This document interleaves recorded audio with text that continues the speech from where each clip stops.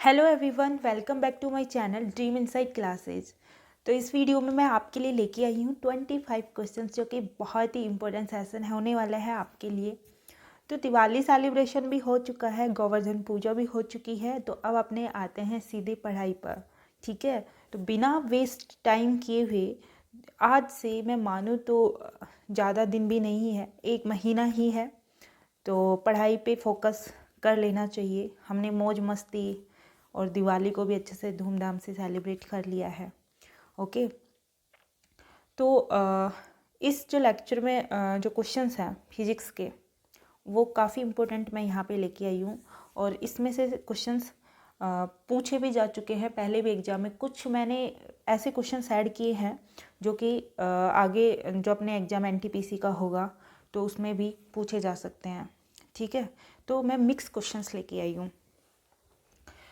और यदि आप मेरे चैनल पर नए हैं तो सब्सक्राइब कर लीजिएगा और बेल आइकन को प्रेस कर लीजिएगा, ताकि आगे आने वाली वीडियो को आप मिस ना कर पाए। तो आज इस वीडियो में 25 क्वेश्चन जैसे ही कंप्लीट होते हैं तो हमारे 200 क्वेश्चंस कंप्लीट हो जाते हैं। यदि आपका रिस्पॉन्स बहुत अच्छा मिलता है तो मैं आगे और फिजिक्स के 1 लाइनर क्वेश्चंस को लेके आने वाली हूँ और मिक्स क्वेश्चंस भी लेके आने वाले हूँ, ताकि आप किसी भी क्वेश्चंस को मिस ना कर पाए। बिकॉज एक एक क्वेश्चंस काफ़ी इंपॉर्टेंट होता है आपके एग्जाम के लिए। यदि आप एक क्वेश्चन भी छोड़ दे तो कट ऑफ से पीछे रह जाते हो। तो किसी भी चीज़ को छोड़िए मत, अभी भी आपके पास बहुत टाइम है।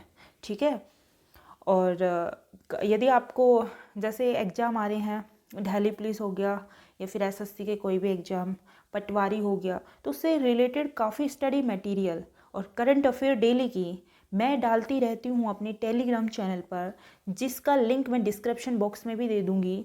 एंड यहाँ पे हमारा जो चैनल का लिंक है ड्रीम इनसाइड क्लासेस, तो ये भी आप सर्च बॉक्स में डालेंगे तो आ जाएगा। तो उसे भी आप क्या कर लीजिए, ज्वाइन कर लीजिए, ताकि आपको हर तरीके से प्रॉब्लम ना हो, सोल्यूशन मिल जाए और मैं स्टडी मटेरियल आपको वहाँ पे मिल जाए। FB पेज भी है हमारा ड्रीम इनसाइड क्लासेस, वहाँ भी आप जाके उससे ज्वाइन कर सकते हैं। ठीक है, तो बिना देरी किए अपने चलते हैं अपने क्वेश्चन पर। तो यहाँ पे क्वेश्चन है, क्वेश्चन नंबर 176। गति में शामिल किसी भी घर्षण के बिना एक ही आयाम में विस्थापन या विस्थापन की दर को कम करने वाला बल क्या होता है? कि जो विस्थापन की दर को जो कम करने वाला बल है उसे क्या कहते हैं? तो उसे हम कहते हैं संरक्षित बल, कंजर्वेटिव फोर्स। ओके, तो आपको ध्यान रखना है कि जो आप जैसे क्वेश्चंस क्या होता है ना, कई बार आप ऑप्शन पे देख के कर देते हैं, क्वेश्चंस को अच्छे से नहीं पढ़ते हैं। ठीक है, या फिर आपको लगता है कि बड़ा क्वेश्चन है तो आप स्किप कर देते हैं। ठीक है, तो यहाँ पे आपको अच्छे से पढ़ना है कि गति में शामिल, ओके, गति में शामिल किसी भी घर्षण के बिना एक ही आयाम में विस्थापन या विस्थापन की दर को कम करने वाला जो बल है उसको हम संरक्षित बल कहते हैं, कंजर्वेटिव फोर्स कहते हैं। तो ऑप्शन ए हो जाएगा right answer of this question. ठीक है, चलते हैं अपने नेक्स्ट क्वेश्चन पर। अब यहाँ पे अपना जो नेक्स्ट क्वेश्चन है वो है, यदि एक समान द्रव्यमान का शरीर एक समान गति v के साथ त्रिज्या r के वर्ताकार पथ पर घूम रहा हो तो आवश्यक केंद्रीय बल क्या है? तो इसका जो फॉर्मूला है वो होएगा Fc equal to mv into 2/r। ठीक है, तो ये हो जाएगा इसका राइट आंसर। तो ऑप्शन ए हो जाएगा यहाँ पे correct answer of this question. अब चलते अपने नेक्स्ट क्वेश्चन पर। क्वेश्चन नंबर 178 है, कुएं से पानी खींचते समय यदि रस्सी टूट जाती है, ठीक है, मानते हो ना कि जब कुएं से पानी खींचना है तो काफ़ी बार ऐसा होता है कि रस्सी टूट जाती है, तब क्या होता है कि पानी जो खींचता हुआ मनुष्य पीछे की ओर गिर जाता है। तो पानी खींचता हुआ मनुष्य पीछे की ओर गिर जाता है। जब एकदम से झटका लगता है, बाल्टी नीचे की तरफ जाती है, तो क्या होता है, अपन एकदम से पीछे की तरफ होते हैं। तो वो किसका उदाहरण है, क्यों होते हैं वो पीछे? ठीक है, तो यहाँ पे जो एक्शन और रिएक्शन होता है, क्रिया और प्रतिक्रिया, उसकी वजह से जो मनुष्य है वो पीछे की ओर गिर जाता है। कि वहाँ पे एक्शन और रिएक्शन हो रहा है, कि हमने कुछ एक्शन करा तभी तो हमें कुछ रिएक्शन मिला, जब हम एक्शन ही नहीं करेंगे तो रिएक्शन कहाँ से मिलेंगे। तो आप इस तरीके से इस चीज़ को इस तरीके से रिलेट करके आप इसको याद रख सकते हैं। तो ऑप्शन सी हो जाएगा right answer of this question.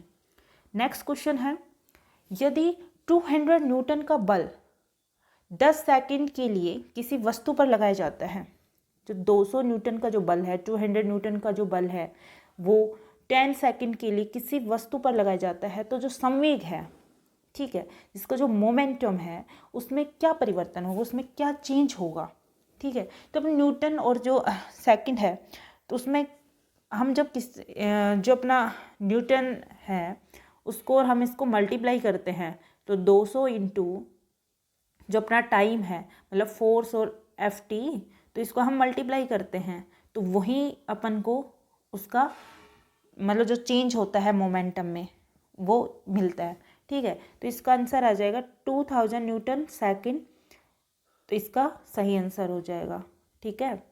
चलते हैं नेक्स्ट क्वेश्चन पर। एक तरल पदार्थ के माध्यम से गिरने पर किसी वस्तु द्वारा प्राप्त अधिकतम वेग कितना होता है।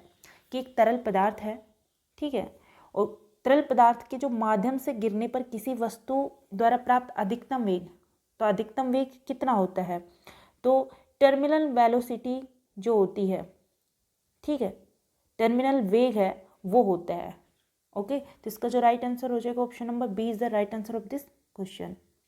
नेक्स्ट क्वेश्चन है, यद्यपि विद्युत धारा की एक दिशा है, ओके, तथापि यह एक अदिश मात्रा है, क्यों है, क्योंकि, तो यहाँ पे ऑप्शन नंबर बी होगा, वो होगा right answer of this question, कि यह एक त्रिकोणीय कानून का पालन नहीं करता है, it does not obey triangular law.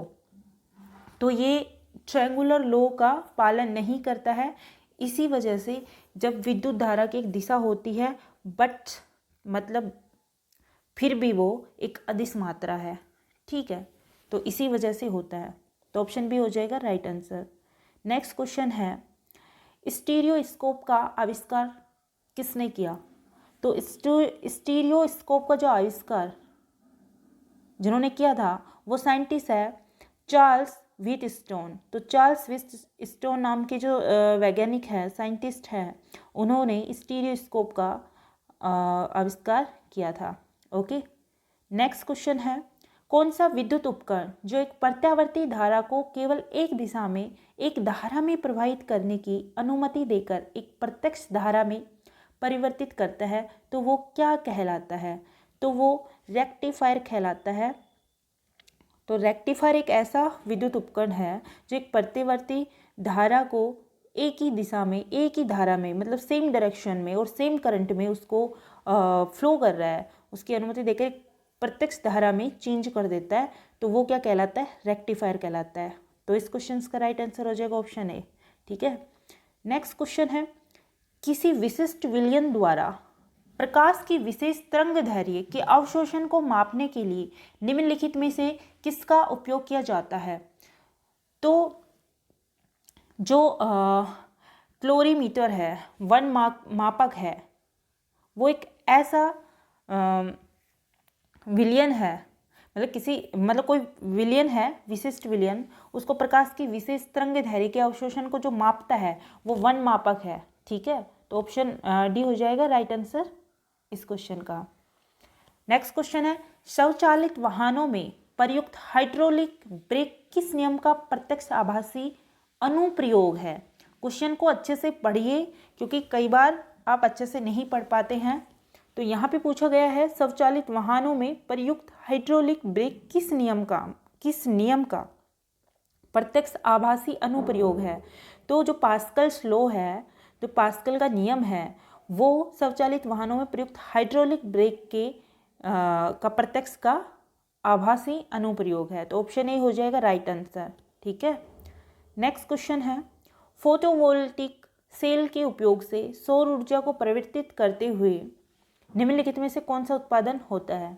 तो इलेक्ट्रिक एनर्जी के कारण ये होता है। तो ऑप्शन बी हो जाएगा right answer of this question. Next question है, डैश के कारण गैसों, तरल पदार्थ और पिघली हुई चट्टान के भीतर अधिक मात्रा में अणुओं का स्थानांतरण होता है, ठीक है। तो तो वो कौन सा है? तो जो कन्वेक्शन है, मतलब केवल संवहन के द्वारा ये सब होता है। ठीक है, तो ऑप्शन बी हो जाएगा इसका राइट आंसर। ठीक है, नेक्स्ट क्वेश्चन है, किसी कार्य को करने के लिए एक निकाय की क्षमता को निम्न रूप में से जाना जाता है। तो एनर्जी है वो किसी भी कार्य को करने के लिए उसकी जो निकाय की जो कैपेसिटी होती है, क्षमता होती है, उसके रूप में उसे जानते हैं। तो एनर्जी हो जाएगा राइट आंसर। तो नेक्स्ट क्वेश्चन है, एक गर्म पदार्थ विकिरण के रूप में ऊष्मा अपने आसपास के वातावरण में खो देता है, ऊष्मा की नुकसान की दर पर निर्भर करता है। तो कौन से नुकसान की दर पर वो निर्भर करता है? तो टेम्परेचर ऑफ द सराउंडिंग जो होता है, परिवेश का जो तापमान है उसकी जो दर है उस पर वो निर्भर करता है। तो ऑप्शन बी हो जाएगा right answer of this question. Next question है, ऊपरी सतह के जमने पर भी झील का तल कड़ाके की सर्दी में क्यों नहीं जमता है? भाई ऊपरी सतह जम जाती है पर झील का जो तल है वो इतनी कड़ाके की सर्दी में भी नहीं जमता है, उसका रीज़न क्या है, क्यों नहीं जमता है? तो यहाँ पे जो मछली झील के पानी के तापमान को बढ़ाती है, जो मछलियाँ उस झील में तैरती रहती हैं वो पानी की जो टेम्परेचर है उसको हमेशा इंक्रीज करती रहती है, उनको बढ़ाती रहती है। उस रीजन से जो ऊपरी सतह के जमने पर भी झील का जो तल है वो कभी नहीं जमता है। तो उसका जो रीजन है, एग्जैक्ट रीजन है, वो यही है कि मछली झील के पानी के तापमान को बढ़ाती है। ठीक है, नेक्स्ट क्वेश्चन है, निम्नलिखित में से कौन ऊष्मा के हस्तांतरण की सबसे धीमी प्रक्रिया है? Which of the following is the slowest process of heat transfer? तो यहाँ पे जो कंडक्शन है, जो चालन है, उसकी वजह से ऊष्मा के हस्तांतरण की सबसे धीमी प्रक्रिया है। ठीक है, तो आंसर हो जाएगा ए। नेक्स्ट क्वेश्चन है, सड़क पर बर्फ की तुलना में चलना मुश्किल है क्यों है? It is difficult to walk on ice then on road because, क्यों है? तो सड़क की तुलना में बर्फ का जो घर्षण है वो कम होता है। ठीक है, सड़क की तुलना में बर्फ का घर्षण कम होता है। Ice has a lesser friction then road. तो फ्रिक्शन से भी क्वेश्चंस काफ़ी बार पूछे जाते हैं, तो आपको ये ध्यान देना है कि क्यों होता है कि बर्फ़ का जो घर्षण होता है, ठीक है, वो अधिक होता है सड़क की तुलना में। सड़क की तुलना में बर्फ़ का घर्षण कम होता है, ये आपको ध्यान रखना है, ये जो मेन पॉइंट है। ठीक है, तो इस वजह से सड़क पर बर्फ़ की तुलना में चलना मुश्किल है। ओके, तो इसका राइट आंसर हो जाएगा option number D. Next question है, पृथ्वी की सतह के करीब पृथ्वी के उपग्रह की परिक्रमण की अवधि डैश है? कि जो पृथ्वी की सतह के करीब पृथ्वी है कि उपग्रह की जो परिक्रमण की अवधि है वो क्या है? तो होता है 60 मिनट। ठीक है, तो आपको याद रखना है कि जो 60 मिनट इसकी जो परिक्रमण की अवधि होती है। ओके, तो ऑप्शन हो जाएगा डी। नेक्स्ट है, निम्नलिखित में से कौन सा सामान्य उपकरण आपसी प्रेरण के सिद्धांत के आधार पर काम करता है? तो विच one of the following common devices work on the basis of the principle of mutual induction? ठीक है, तो यहाँ पे जो कौन सा सामान्य उपकरण है, तो जो ट्रांसफॉर्मर है वो एक ऐसा उपकरण है जो आपसी प्रेरण के सिद्धांत के आधार पर काम करता है। ठीक है, तो ऑप्शन बी हो जाएगा right answer of this question. Next question है, एक बिंदु पर ध्वनि की तीव्रता स्रोत से इसकी दूरी डैश है? एक बिंदु पर जो साउंड होता है, साउंड की जो इंटेंसिटी होती है उसकी जो दूरी है वो क्या होती है? वो होती कि एक बिंदु पर ध्वनि की तीव्रता स्रोत से इसकी दूरी वर्ग के व्युत्क्रमानुपाती होती है। तो ये आपको याद रखना है कि inversely proportional to square of कि वर्ग के व्युत्क्रमानुपाती होती है जब एक बिंदु पर ध्वनि की तीव्रता स्रोत से इसकी दूरी। ठीक है, तो ऑप्शन डी हो जाएगा right answer of this question. Next question है, ट्रोम्बे में परमाणु रिएक्टर का क्या नाम है? What is the name of the nuclear reactor at Trombay? तो ट्रोम्बे में क्या नाम है परमाणु रिएक्टर का? तो ऑप्शन डी हो जाएगा राइट आंसर, अप्सरा, जो ट्रोम्बे में परमाणु रिएक्टर का नाम है। ओके, नेक्स्ट है जेट एरो विमानों के लिए विमानन ईंधन में शुद्धिकरण होता है। तो किसके कारण शुद्धिकरण होता है? तो कैरोसिन के कारण यहाँ पे शुद्धिकरण होता है। कहाँ पे? जेट एयर विमानों के लिए, ओके, के लिए विमानन ईंधन में। ये आपको याद रखना है, तो ऑप्शन बी हो जाएगा राइट आंसर। नेक्स्ट है निम्न में से किसने माना कि हाइड्रोजन नाभिक के संलयन के परिणाम स्वरूप बड़ी ऊर्जा में ऊर्जा का निर्माण होता है? तो भाई किसने माना था? कौन था वो साइंटिस्ट जिन्होंने हाइड्रोजन नाभिक के संलयन के परमाणु स्वरूप बड़ी ऊर्जा में ऊर्जा का निर्माण होता है, ऐसा किसने माना था?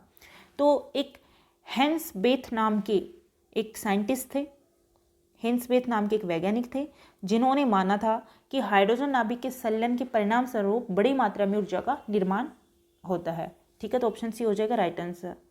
नेक्स्ट है सितार के तार में निम्न में से किस प्रकार का कंपन उत्पन्न होता है? In a sitar wire which one of the following types of vibration is produce. ठीक है, तो किस प्रकार का कंपन उत्पन्न होता है? तो यहाँ पे उत्पन्न होता है स्टेशनरी ट्रांसवर्स, स्थिर अनुपस्थ प्रकार का एक कंपन होता है। ठीक है, सितार के तार में, ये याद रखना है, सितार के जो तार होता है उसमें स्टेशनरी ट्रांसवर्स होता है। ठीक है, तो ऑप्शन डी हो जाएगा राइट आंसर। अब आज का अपना जो लास्ट क्वेश्चन है वो है बंदूक का पुनरावर्ती एक उदाहरण है। The recoil of a gun is an example of. तो भाई किसका उदाहरण है? तो ये है conservation of the linear momentum. ठीक है, तो रेखीय गति का जो संरक्षण है वो एक बंदूक के पुनरावर्ती का उदाहरण है। तो ऑप्शन डी हो जाएगा राइट आंसर। तो यहाँ पे अपने क्वेश्चंस होते हैं पूरे। तो यहाँ पे अपने 200 क्वेश्चंस पूरे हो गए हैं। ठीक है, तो यदि आपको वीडियो अपना लेसन चल रहा है या अपनी सीरीज जो 200 मैंने यहाँ पे कंप्लीट कर दिए गई हैं क्वेश्चंस, और काफ़ी मैंने सिलेक्टेड क्वेश्चंस को इसमें ऐड करके डाला है। पहले की भी जो वीडियो है वो मैं डिस्क्रिप्शन में डाल दूँगी लिंक, या फिर मैंने प्लेलिस्ट बना रखी है, उसको आप ओपन करिए, वहाँ पे हर एक वीडियो को आप देखिए। काफ़ी इंपॉर्टेंट क्वेश्चंस ऐड करे हैं। लास्ट ईयर आए हुए क्वेश्चंस के कैसे कैसे आते हैं वो मैंने ऐड किए हैं, क्योंकि सारा कुछ मैंने एक जगह ऐड किया है। तो फिजिक्स के लिए तो मुझे नहीं लगता आपको कहीं और जाने की नीड है, यदि आपको कहीं और ढूंढने की नीड है, क्योंकि सब कुछ आपको एक ही जगह पे मिल रहा है। ओके, और मैं कोशिश करूँगी आपके लिए और ही अच्छे क्वेश्चंस लेके आऊँ, बट मन तब करता है जब आप सपोर्ट करते हैं, वीडियो को एंड तक देखते हैं, वीडियो को शेयर करते हैं, दूसरों की भी हेल्प करते हैं, तो मन करता है कि हाँ बच्चे या स्टूडेंट आगे बढ़ रहे हैं, वो देख रहे हैं, उनमें भी कॉन्फिडेंस है कि वो कर सकते हैं।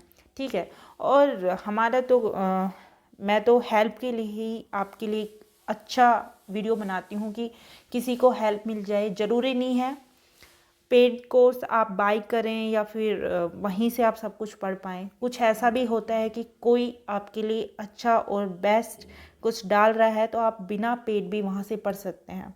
ठीक है, काफ़ी बच्चों को कंफ्यूज होता है कि यार पता नहीं पेड में क्या होगा, कुछ और अच्छा होगा, कुछ बहुत बेसिक से पढ़ रहे होंगे, वहाँ कुछ नहीं होता। जहाँ तक मेरा मानना है कि यदि आप एक ग्रेजुएशन लेवल का एग्ज़ाम दे रहे हैं और ग्रेजुएशन से पहले आप कुछ पढ़ के आए हैं, तो जो टीचर पहले आप पढ़ के आए हो, जितने कंसेप्ट से पढ़ के आए हो, तो उसमें दोबारा घुसने की नीड नहीं है। शॉर्ट एंड स्वीट में कुछ आपको मिल रहा है तो उससे बाहर जाने की आपको कोई, मुझे नहीं लगता कुछ नीड है। और स्टडी मटेरियल आपको चाहिए तो आप ज्वाइन कर सकते हैं टेलीग्राम को। और मैं तो यही कहूँगी जितना हो सकता है इधर उधर भगने से अच्छा अपना सेल्फ कंसंट्रेट बनाइए, और अब तो जी जान लगा दीजिए। आपके पास टाइम नहीं है, एग्ज़ाम तो होगा ही और टाइम नहीं है भाई, आपको क्रैक करना है एग्ज़ाम, तो कुछ तो एफर्ट मारने पड़ेंगे। ठीक है, तो लास्ट में यही कहना चाहूँगी, वीडियो अच्छी लगे तो लाइक कर दीजिए, शेयर कर दीजिए और एंड तक देखा कीजिए। मैं एंड में बोल रही हूँ तो ये है कि आप मेरी जो पहले वाली वीडियो जो मैंने बनाई है, ठीक है, उनको भी आप जाके देखिए, जिससे कि आपको बहुत ही बेनिफिट मिले। और मैं ट्राई करूँगी कि वन लाइनर क्वेश्चंस भी फटाफट 1-2 वीडियो में मैं कवर अप कर दूँ, और देन फिर मैं अदर लेसन लेके आऊँगी। ओके, तो ध्यान रखना अपना अच्छे से और पढ़ाई पे कंसंट्रेट रखना। Okay, bye bye, take care.